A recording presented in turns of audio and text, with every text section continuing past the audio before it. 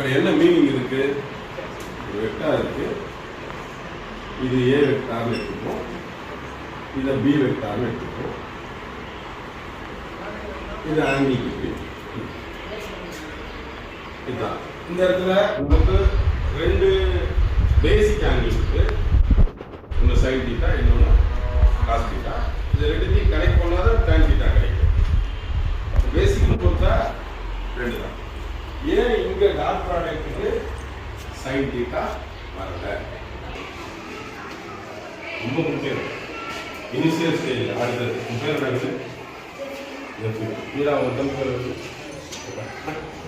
ஹரிஷ். போன உடனே 1 மார்க் முடிக்கிறது தப்பா சரியா போகாத. 1 மார்க் எழுதிட்டு ஒரு சுழல் மாதிரி இருக்கும், இன்ட்ரெஸ்டிங்காக இருக்கும்.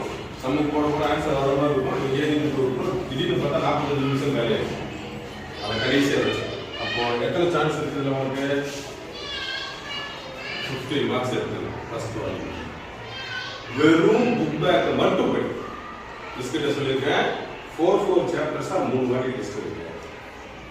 4 சாப்டர் புக் பேக்ல இருந்து மட்டும் கொஸ்டின் எடுங்க. புக் பேக்ல இருந்து மட்டும் வைங்க. 1 week is for 1 mark. 1 வாரம் 1 மார்க். அதுக்கப்புறம் 1 மார்க் என்ன பண்ணுறது? எக்ஸாம் போகிற மணி இன்னும் நல்லா பார்க்கணும். அது முன்னாடி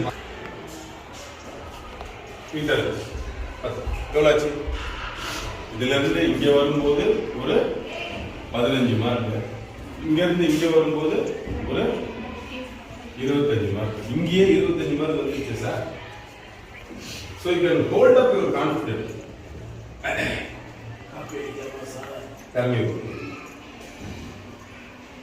நாங்கள் காப்பி அடிக்கிறது ஈஸியாக கண்டுபிடிச்சிருவோம் பேப்பரில். ஏன்னா கிளாஸ் மார்க்னு ஒன்று கொடுப்பாங்க. இந்த கிளாஸில் 20 பேர் எப்படி உட்காந்துருப்பீங்கன்னா கிளாஸ் மார்க் கொடுப்பாங்க. இந்த குழந்தைக்கு பெரிய பேப்பர் செக் பண்ணுறது, இந்த 2 குழந்தையோட ஆன்சர் பயன்படுத்தாமலேயே மறக்கடித்தல், அன்யூஸ்டு மெமரி.